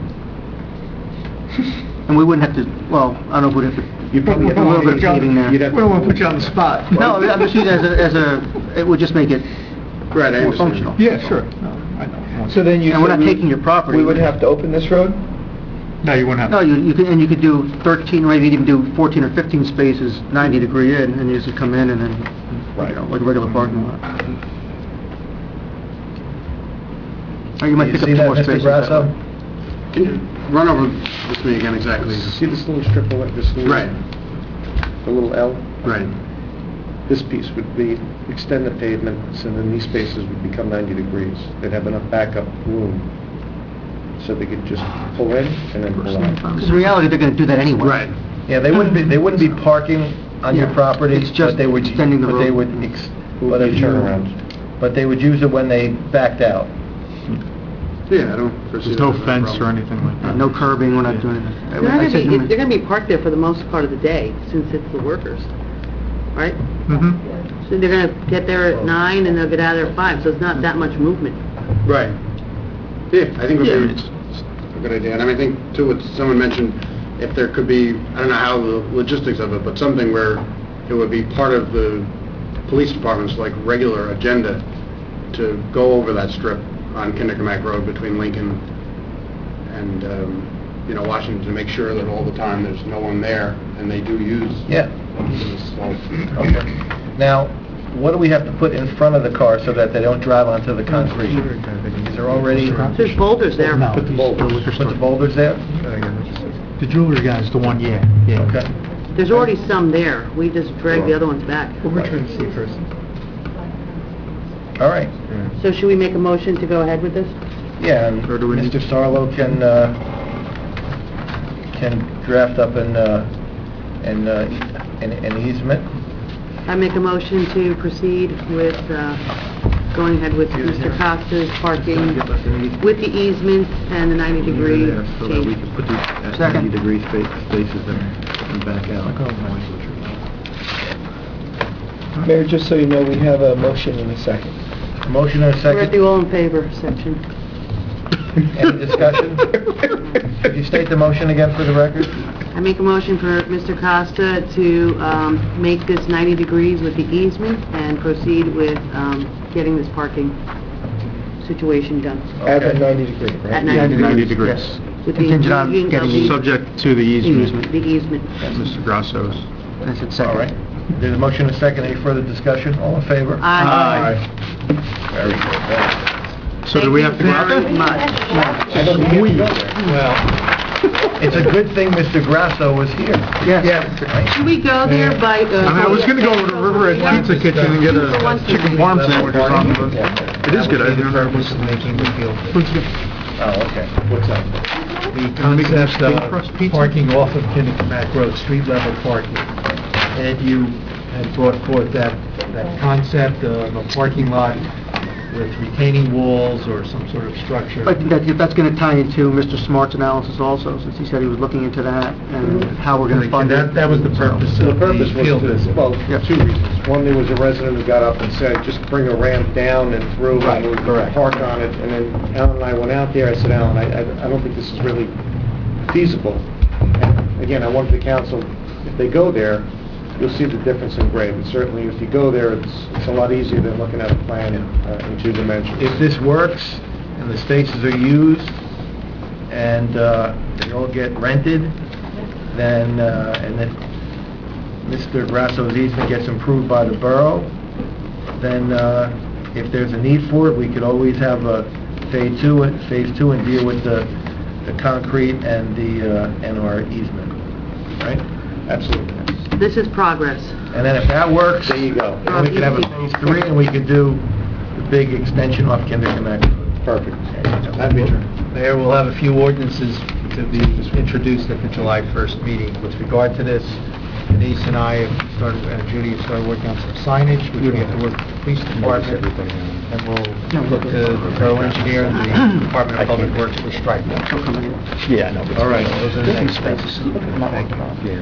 Thank you, Mr. Grasso. Thank you. Thank you, Mr. Grasso, very much. You're welcome. Thank you. Bob, thanks always.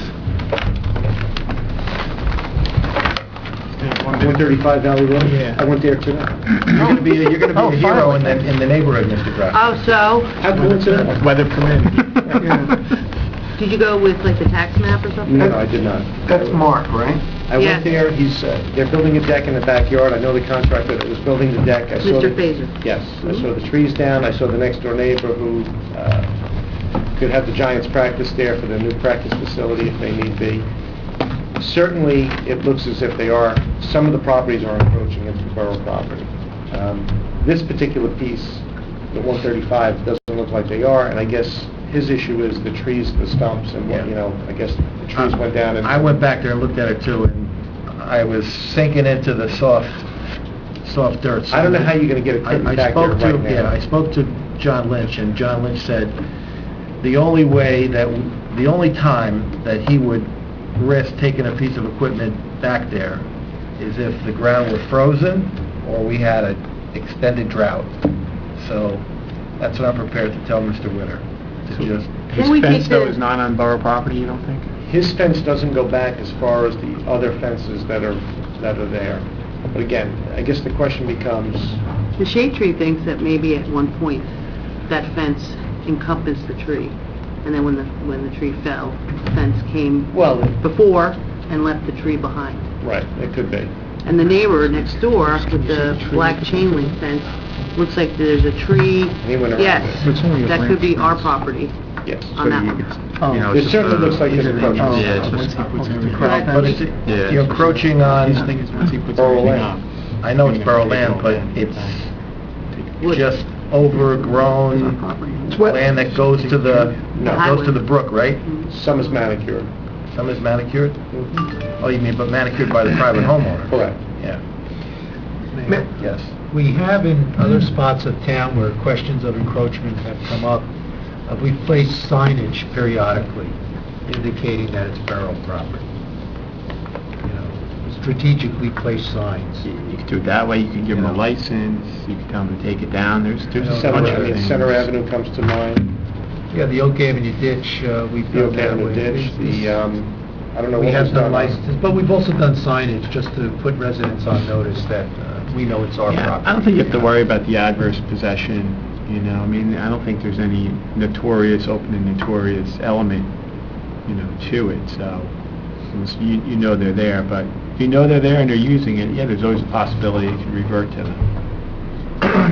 Isn't there a possibility that we could take that big stump and just drag it into the woods and let nature take its course? You can't get any piece of equipment back there without destroying his yard. Can I ask a more important question? Do we have any obligation to do anything with that stump if it's on wetlands? And is there any ordinance or any requirement other than he doesn't like the way it looks? Because I just want to know for the record, is there something that we're supposed to be doing with the down tree? No, it's, you know, it's, Because if it was a park, we'd have to remove it for public safety. But this is wetlands, there's no public usage, as I know, so there's no obligation for us to do anything with it? I think you've answered your own questions. No, I wanted to make sure, that was my understanding. Tom, following your point, if there's no public use, why are we having this land? We can sell it to them. Can offer it. Well, it's conservation, it's, Is it space. conserved? It's not, But is it on the Ross? well, you could sell The it. other part comes to, if you need to get in there to clean, to do anything, if there's Well, then an you issue said we with have an it. easement.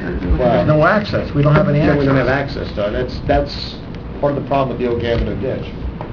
We have no access. You don't have access now, because you Yeah. have to go across Very this guy's limited property, access. right? No, you could come in from the other direction, from Eastbrook or Coles Court. If you sold them 15 feet, wouldn't you still be able to, or no? I don't know, I haven't done that. I know what you're saying. I mean, here's, again, when Eastbrook was developed, those properties go into the brook. We have a few cases right now where one neighbor is fighting with the other neighbor, they put up a fence, they're blocking the debris, they're causing water damage, they're doing all the above. But we can't get there. We don't own the property, we don't have rights to the property. And now we have two neighbors that are fighting, that want to come before the sewer subcommittee to say, okay, solve our problems. So that's the other side of the coin. I mean, it's not, I don't think it's a huge maintenance issue down there. I don't think John does, I mean, it's not like we're pruning trees and planting landscapes. You can't get in there. I think the guy's problem was he didn't want to, right, repair something and then 5 years later be told, hey, yeah, come by. that's our problem. He doesn't want to look at it. He doesn't want to look at it. Yeah, no, kind of to your point, like, it's not our responsibility, tough, look No, at it. they're big trees. No, no, no. They're big. This is like a 5 foot in diameter tree trunk. I'm actually going down tomorrow night. Fell over, to look at it. it fell over on the ground. We hired a private contractor, a private tree company, to go in and remove the trunk of the tree. They cut more than they even had to. But they left about a 6 foot section of the trunk attached to the stump. Right, and it's up in the air. That fell over. It's up. They left it on the ground. It's about this high, and somebody spray painted on it in that 135. in that yellow, in that green paint, 135. Right. And I guess the guy hates looking at that number. You've got to play that number. Looking at that number all day. Did we ever get a Backyard. cost what it would take to do that privately and get rid of that, what he's talking about? No. We have no obligation really to do I it. don't even think that's his beef. I mean, his thing is just he doesn't want to do anything and then commit to doing whatever. If the ground were frozen, we could send a piece of equipment back there. They could lift that stump up and push it 20, 30 feet back into the woods, and then in 6 months, it would be overgrown with ivy, and you'd never even see it again. It would just get... Blended into the landscape. Yeah, it would just be Absorb blended back into the into your landscape. When the ground of is, life. Yeah. when the ground is frozen, there won't be really any damage to be done. Yeah, when the ground is frozen. Yeah, so why don't we Mr. offer- Witter wants it done, yesterday. February. You can pay to have it done then. All Can right. he pay to have it done, since it's on our property? Can he pay? Yeah. But he doesn't want to pay. He wants it on our stump list. I know, but can we say to him, if you want to do it yourself, you can do it? Are we allowed to It's a tell big job. This is what I would He say to wants- him. If you want, first of all, if he wants us to do it, he has to give us a hold harmless agreement. When we destroy his lawn... You're not going to get through that. Yeah. When we You will make a mess. Yeah, I know. When we destroy his lawn, that we're not responsible. If he wants us to put it at the top of our list. What about track Okay. machine? We can get back there. All right, that's it. I would think you would, easiest way is probably need a crane. You probably, next time somebody's in town with a crane, take it down a tree, grab them and say, okay, here's where we are, and let's bring them over there. I mean, it's wet, and it's almost impossible to come in the opposite direction. It's $1,500, Yeah, just grab the crane. I mean, you've been around, you know what this, it's not easy. The AOH just had the tank pull. You get those guys with some chains.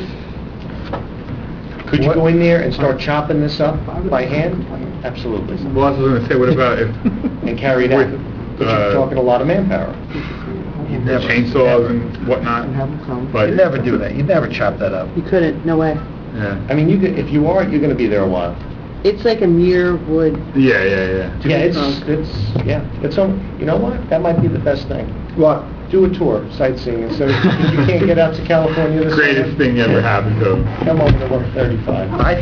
I think he should hire one of these guys with a chainsaw that does these sculptures of bears. That's right. And he should have a big bear in his backyard. Totem. This would be like a grizzly, like a grizzly bear. He's gonna want it back there.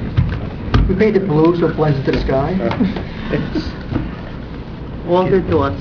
You can have All good ideas. Big Ben. What the hell's that bear? Is it Ben? The one that, He'll be back next week. Grizzly Adams? I said to the contractor today, I said, I see you building the deck, you got a couple of circular saws. But I'm going to be seeing him tomorrow night. He has me stuff. Make nice tabletop. Yeah, go over there. Tell him I got some. All right. Thank you. You're welcome. Have a good evening, everybody.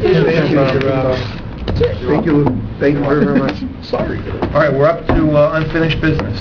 Yes. Anything on the capital list? Mayor, All right? Yes.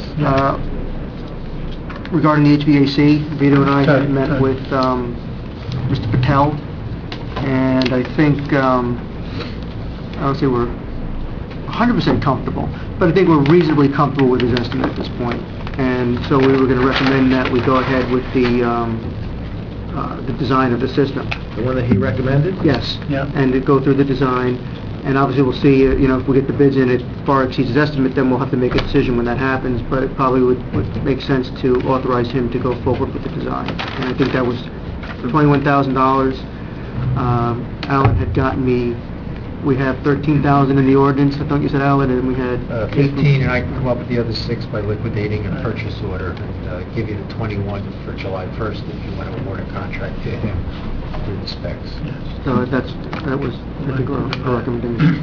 Did Mr. Patel identify any other projects where this technology has been used?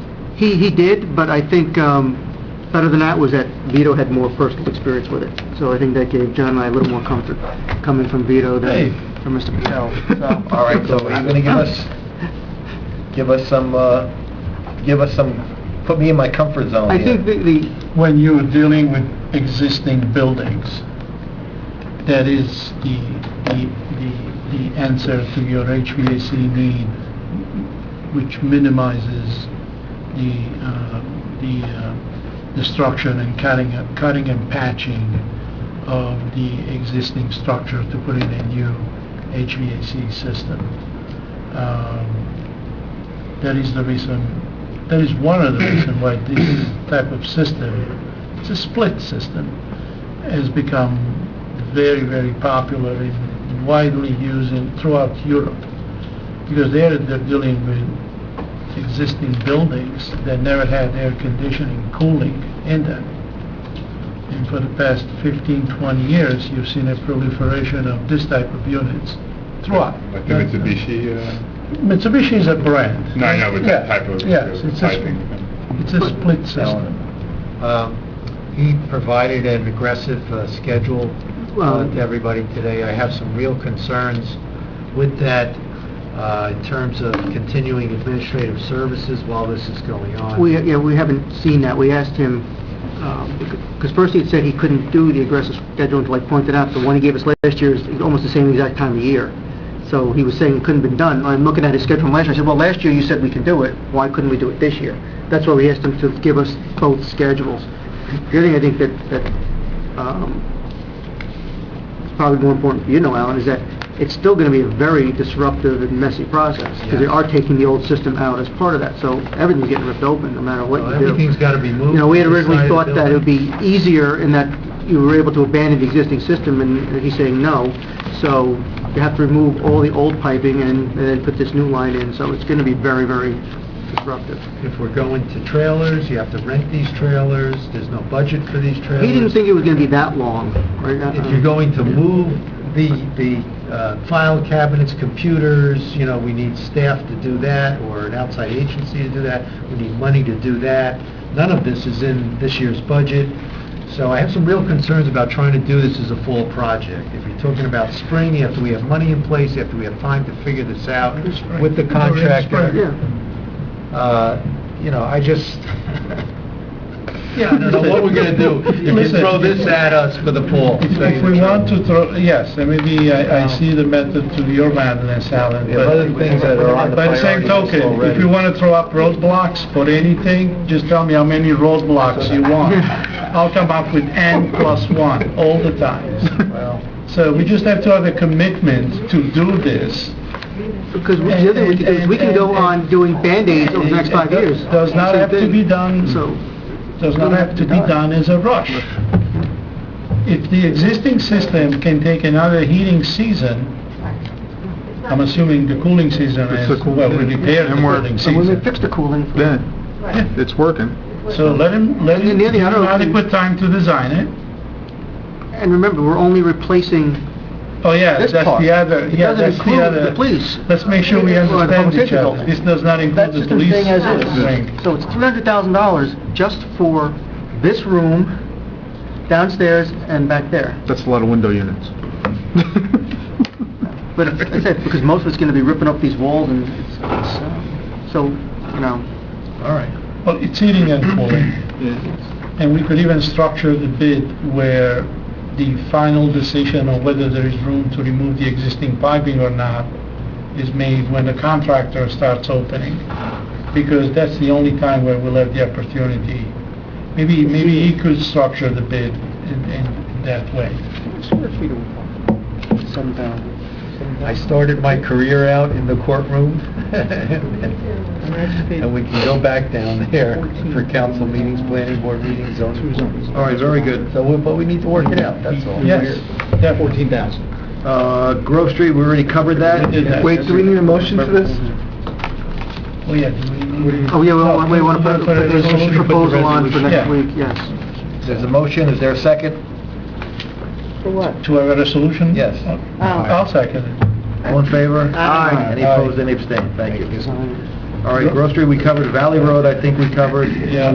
The bus shelters, anything new to report? Yes, Mayor, June 19th, we sent the question off to Transit about the circular footings, whether they had to be removed to grade. They gave us an answer on June 20th. I sent that to John Lynch. I think that's going to be to his satisfaction, although I haven't heard back. But based on that, today, Denise and I sent out an email telling him to go ahead and place the order. Also, we added, if there's any other authorization, you need to let us know. But based on that, we feel that the order will be placed with the bus shelters. Okay, thank you. Utility audit, Alan gave a documentation to our borough attorney. Did you review it? Yeah, I did. I didn't prepare a written memo yet on it, but it's whether you can retain Coteen and Associates to do your utility audit. It appears that there's some history here. There was a telephone audit that was done. Mr. Lindsay, former borough attorney, indicated that a telephone audit met the criteria of a EUS, and it could be awarded there. Mr. Soresti was dealing with this individual on the utility audit. According to the memos in the file, Mr. Soresti initially had some concerns about the it qualifying as a EUS. There was an email from Coteen and Associates to Mr. Soresti. It appears that once that email was sent and further information, Mr. Soresti was satisfied that it can be awarded as an EUS with a detailed certification listed. I come into the picture personally. I'm not a big fan of the EUS. It's a very narrow thing. Does a utility audit fall under an EUS? I don't think so, but again, you have former prior borough attorney saying it does, and I would not have any objection that you found it to be like that. I don't see why, though, you cannot just award the contract to them under the non-fair and open. If you have the QPA, it goes up to $30,000, and I don't see why you would not be able to go that route and award the contract and avoid the EUS part of it. If not, your only other way is to quickly send out with a very quick time return a request for quotes and do that. So those are your options. You do have the former borough attorney. I'm not adverse to it. I just take a little bit more of a conservative approach, but this is one that you can get 5 attorneys and you'll get 5 different answers. 2 say yes. I'm not saying no. I just think you could probably avoid it and award it through, you can award it to them. I have experience, we've awarded utility audits by just awarding it under the same thing, so that's pretty much where we stand. All right. Thank you, Tom. Question, do all these companies have the same terms and conditions? Or is there something you would bid? Like, I mean, so if someone say, I'm going to give you 10% back of what we find, versus someone saying, I'm going to give you 15%. All are contingency. None of them do it hourly, obviously. Yes, but I mean, it wouldn't be worth it for you guys to do it hourly. All are contingency. I don't know the answer as to whether percentage-wise, if it's 10, 15, 20. I don't know what he's charging. Coteen said they would do it for 40%. So that's what they're willing to We get accept. 40%? No, we They- did 60. Initially, when the... It was 50-50, when they came yeah. For the proposal, it was 50%. Oh. But then, during this time period, I saw that they had Passaic. bid on Passaic County's utility audit. Their bid was 40%. Was that a specification from, say, county, or they just offered that to get a better chance of getting... We talked to them, and they said they'd do it for 40. It's So, that's good. 35. So your Riverside Co-op utility audit was 30, the request But that was a 35%. sliding scale depending on how many came in, and, that was more produced. Municipality, yeah. It's found money, let's just do it. Let's do it. Yeah. I would make a motion. I make a motion. Award it. Make a All right, motion we have a to hire motion. Coteen. We have a motion. Second. Wait, second. Are we, a motion second to do the EP? No. Yeah. Or a motion just award it? To award it. To award it. Through, by declaring it in the U.S. Yeah. But you're saying we don't have to do that? No. We should just award it. I think you can just award it. Okay, It's like a Just to professional award it service. as a You're professional gonna be service. under the threshold. I did. To award it I as made a the professional second. service, The not... threshold doesn't apply because we're It's a not... professional service. So it's Professional And service. it's contingent, it's not a... And the 40% that they did offer us. The motion and a second. All in favor? Aye. Okay, very good. Let's check that off the list. Okay, check that off the list. Never to appear on the unfinished business list again. So hopefully we'll get something out. Yeah. Okay, Let's go find it. painting the Trimmer Borough Hall, where are we on that? There, the requisition was issued June 20th. Very good, caulk paint. I issued I sent you a memo on, I don't know if it's the same one, but today on I don't know if you received it, regarding your open space. Yes, I did Oh, receive you got that. that, the open Thank you for space. that. Thank you for that Okay. answer. I don't know if that ties into this or not. It may to a future, when John Lynch comes next week, it may tie into that. And the historic funds, you have to have your letter of intent in by July 8th if you were going to seek funds under that program. All right, so, who's gonna draft a letter of intent? Denise? No. Alan? No. This was for the open space? Yeah. I'll talk to Bobby tomorrow. Okay. Not the Wednesday. What's that? Tom said he was gonna do it? Yeah. Paying them on that. All right, just put it on the calendar, July 8th. I'll let her. Anybody else have any unfinished What's business? July? Not on the list. Any unfinished business? What's July? The letter of July intent 8th has to be is- submitted Oh, to the letter of county intent. by 4 o'clock on July 8th. Then your application's due August 29th. Just want to know how the generator, Still hasn't happened yet. Meeting was held on June 20th, Mayor, on the generator. We're scheduled for a startup on June 26th, and we received the report from Mr. Del Percio on the meeting. So I think we can forward that on to the Mayor and Council. Okay. Very optimistic, Denise. Anybody else with any unfinished business? Did you have your hand up, Alan? No, I'm done. How's your budget? No, she's gonna say she needs more money for printing her, Do you need more money? Any new business? Actually- Wait a minute, I'm sorry, I didn't turn the page. The fire sirens. So I had talked to Alan about this earlier, Mayor, and I think you were present for that conversation, and so was Al to some degree. No, I left. There's a concern about whether we should do it as an emergency appropriation or not. The fire department certainly is concerned about whether this would affect the clothing allowance. I asked Alan for clarification about if they took it out of their budget right now and came up short in November, could they then declare an emergency? And he had said no, but he can speak to that because it would no longer be an emergency. So he suggested that perhaps the best way to just resolve this, it's only $6,000, is just do an emergency appropriation. And I had said, I just want to talk to the chief about that, and maybe we could move it in July if we needed to. So it's open right now.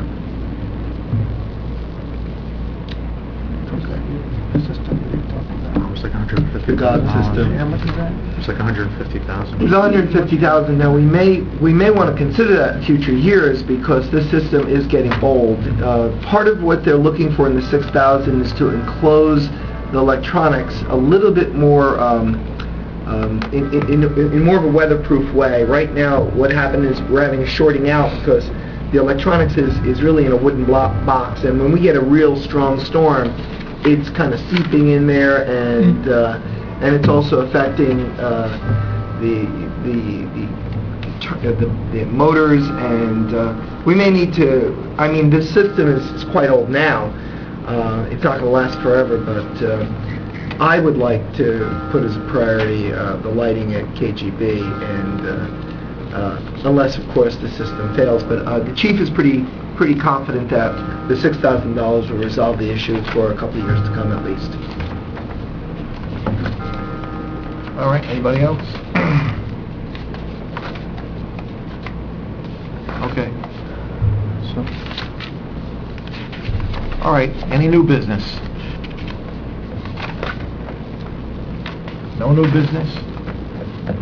Can I have a motion to open the hearing to the public? So moved. Second.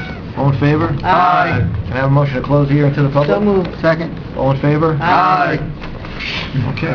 Can I have a motion to adjourn the meeting? That's about my budget. Can I ask Denise about her What's the status of the budget? borough clerk's budget? Fine. Okay, you're fine on your budget? How's the special election gonna impact it? Everyone's asking that, all the clerks are asking that, and we're not getting any answers yet.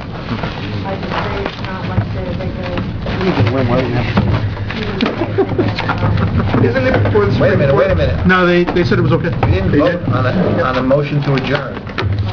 Motion to adjourn. Second. All in favor? Aye. Very good, thank you. Don't forget the 4th, pick up your sash. I will not be there. I will not be wearing my sash. Yes, you will. I'm not wearing that Yes, sash. you will. The hell you say?